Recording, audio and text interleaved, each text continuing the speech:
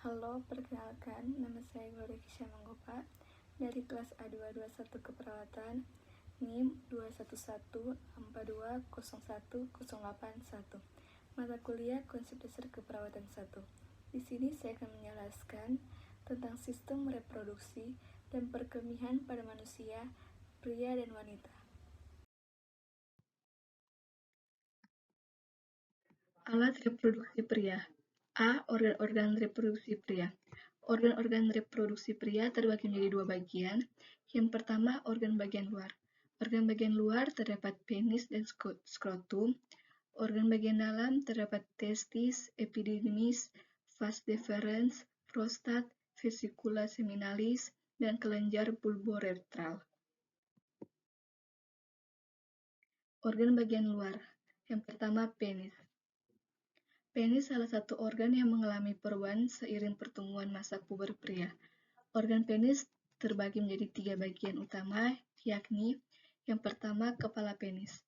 Pada awalnya, bagian ini tertutup oleh lapisan kulit. Yang kedua, batang penis. Batang penis berfungsi untuk melakukan penetrasi ke dalam vagina, selain itu berperan sebagai saluran sperma dan urin. Yang ketiga, buah sakar. Posisi buah sakar berada tepat di ujung bawah batang penis. Buah sakar berfungsi memproduksi sperma dan hormon testosteron. Yang keempat, lubang di ujung kepala penis. Saluran keluarnya air kemih dan sperma. Pada bagian ini juga terdapat bagian saraf sensitif. Yang kedua, struktum. Struktum merupakan organ reproduksi yang berbentuk seperti kantong. Organ ini terletak di belakang atau pangkal penis. Struktum juga merupakan tempat berdiamnya testikel atau buah sakar. Struktum mengandung otot polos yang mengatur jarak testis ke dinding perut. Dalam menjalankan fungsinya, struktum dapat mengubah ukurannya.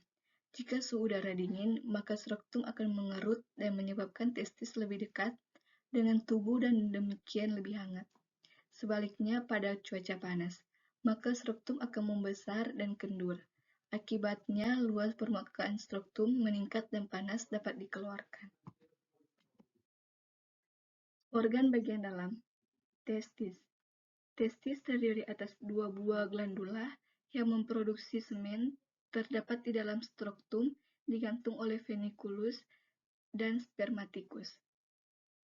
Suhu di dalam struktum kurang lebih 35 Celcius, sedikit lebih rendah dari suhu tubuh yang dibutuhkan untuk memproduksi sperma. Pembungkusan testis terdiri 3 lapisan. Yang pertama, fascia spermatica externa, suatu membran yang tipis memanjang ke arah bawah di antara veniculus dan testis, lalu berakhir pada cincin subkutan ichthyonalis. Yang kedua, lapisan kremasterika terdiri atas selapis otot, di mana lapisan ini sesuai dengan musculus obligus abdominalis internus dan facies abdominis internus. Yang ketiga, fascia spermatica interna, suatu membran tipis dan menutupi veniculus spermaticus. Fascia ini akan berakhir pada cincin ichthyonalis interna bersama dengan fascia transversalis.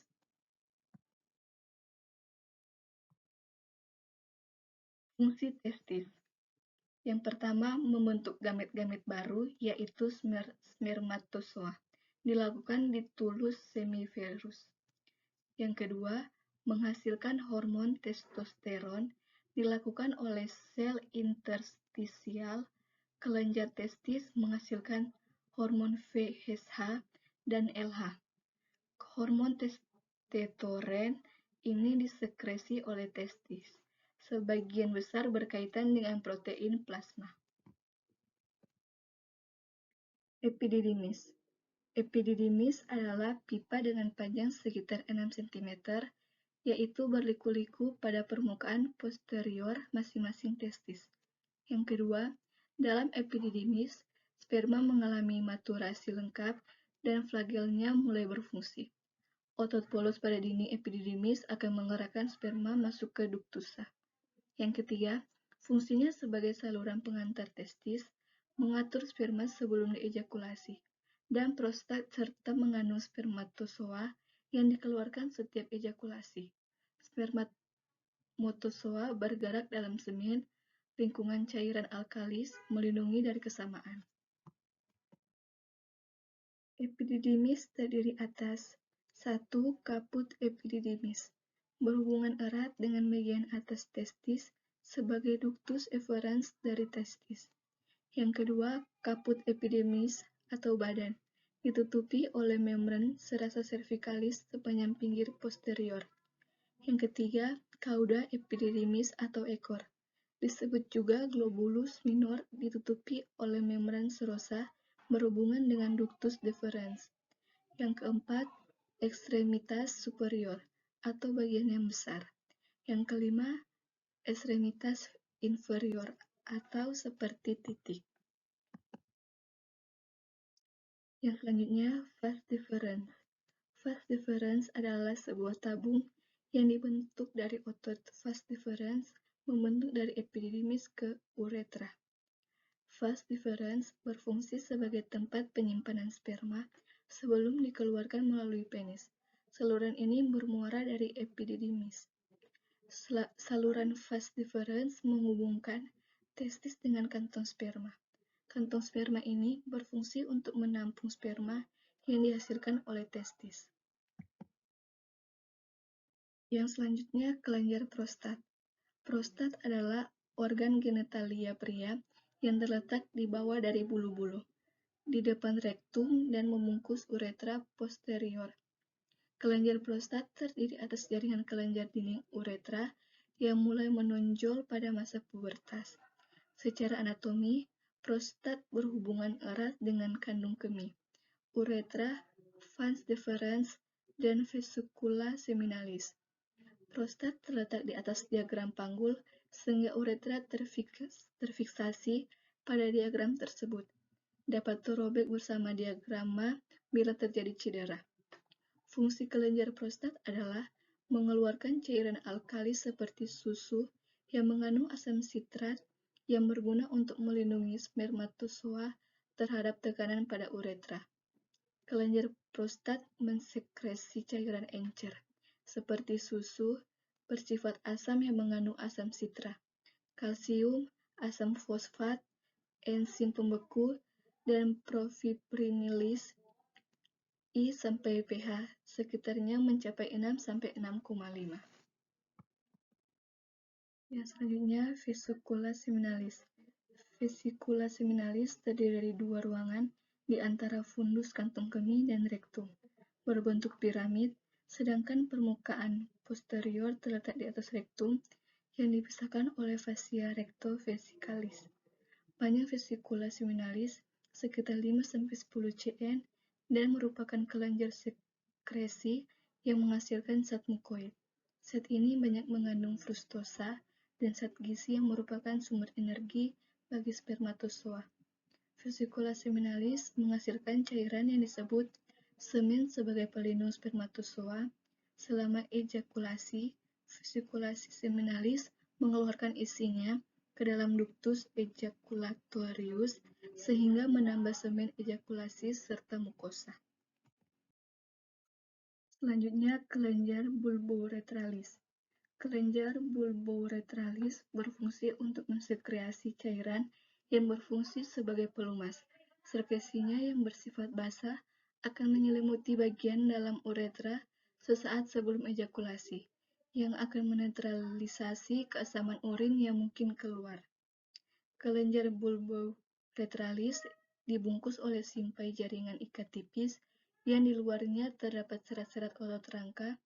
Jaringan ikatnya banyak mengandung serta elastis, serta otot rangka dan serat otot polos. Selanjutnya, uretra. Uretra merupakan saluran kemih pada pria yang sekaligus merupakan saluran ejakulasi atau mani, dan memiliki bagian terpanjang yang tertutupi oleh penis. Pengeluaran urin tidak bersamaan dengan ejakulasi karena diatur oleh kegiatan kontraksi prostat. Uretra merupakan saluran kemih pada pria yang sekaligus merupakan saluran ejakulasi atau mani dan memiliki bagian terpanjang yang tertutupi oleh penis. Uretra memiliki dua fungsi. Yang pertama, bagian dari sistem kemih yang mengalirkan air kemih dari kandung kemih. Yang kedua, bagian dari sistem reproduksi yang mengalirkan semen. Yang selanjutnya, spermatogenesis. Proses pembentukan dan pemasakan sperma disebut spermatogenesis. Pada pembahasan sebelumnya, dikatakan bahwa sperma dihasilkan oleh testis. Spermatogenesis terjadi di tubulus semiferus testis. Dalam tubulus tersebut terdapat sel sperma yang disebut spermatogonium. Spermatogonium kemudian membelah secara mitosis, menghasilkan spermatogonium yang haploid. Spermatogonium ini kemudian membesar, membentuk spermatosit primer. Spermatosit primer seterusnya akan membelah secara meiosis satu untuk menghasilkan dua spermatosit sekunder yang haploid. B. Alat reproduksi wanita. Alat reproduksi wanita dibagi menjadi dua bagian. Yang pertama, alat kelamin bagian luar.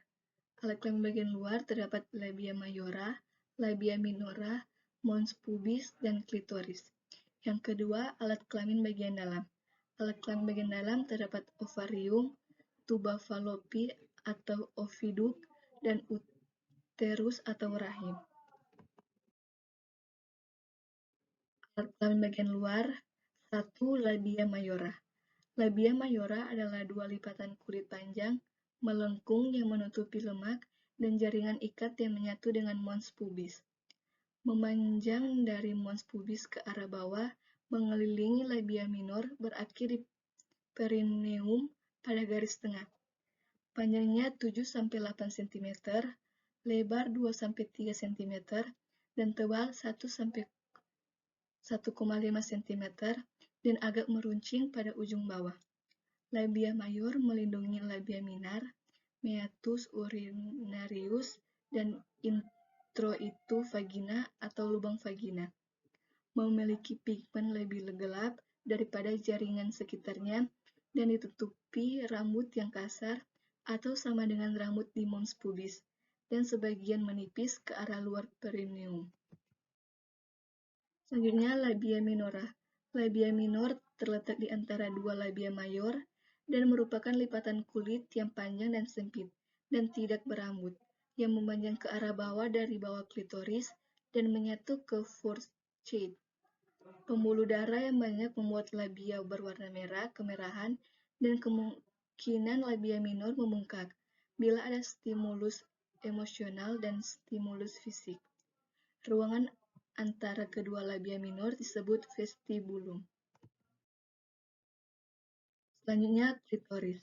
Klitoris adalah organ pendek berbentuk silinder dengan ukuran 6x6 mm dan erektil yang terletak di bawah urkus pubis. Ujung badan klitoris dinamakan glans dan lebih sensitif daripada badannya. Saat wanita secara seksual terangsang, glans dan badan klitoris membesar. Klitoris ditutupi oleh lapisan kulit atau epidermis tipis yang kaya dengan saraf sensori. Selanjutnya, mons pubis. Mons pubis atau mons veneris, jaringan lemak subkutan berbentuk bulat, yang lunak dan padat, serta merupakan jaringan ikat di atas simfisis pubis. Yang berikut, mons pubis. Banyak mengandung kelenjar minyak dan ditumbuhi rambut berwarna hitam, kasar, dan ikal pada masa pubertas. Mons berperan dalam sensualitas dan melindungi simfisis pubis selama koitus atau hubungan seksual.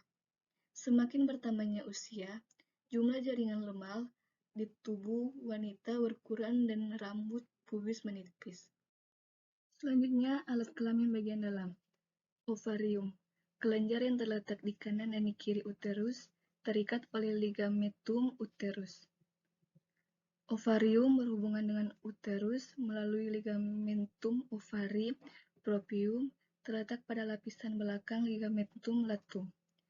Bagian ovarium yang berada di dalam cavum peritoni dilapisi oleh epitelium cup silindrik disebut epitelium germinativum.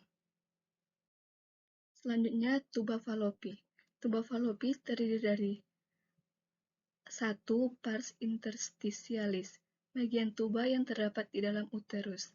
2. Pars isthmic, bagian yang sempit pada sudut antara uterus dan tuba. Yang ketiga, pars ampullaris, bagian yang berbentuk saluran yang lebar meliputi ovarium. Yang keempat, infundibulum, bagian ujung tuba yang terbuka mempunyai umbul yang disebut fimbriae melekat pada ovarium untuk menangkap telur yang dilepas oleh ovarium menuju tuba. Selanjutnya, uterus. Uterus interna terdiri dari endometrium, terdiri dari jaringan epitel dan kelenjar yang banyak, mengandung pembuluh darah, bagian korpus uterion endometrium, licin dan bagian cervicalis.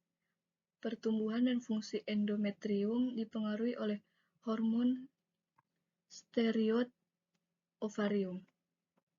Yang kedua, myometrium, lapisan otot yang tersusun sedemikian rupa hingga dapat mendorong isinya pada waktu persalinan dan dapat mengecil kembali setelah plasenta keluar.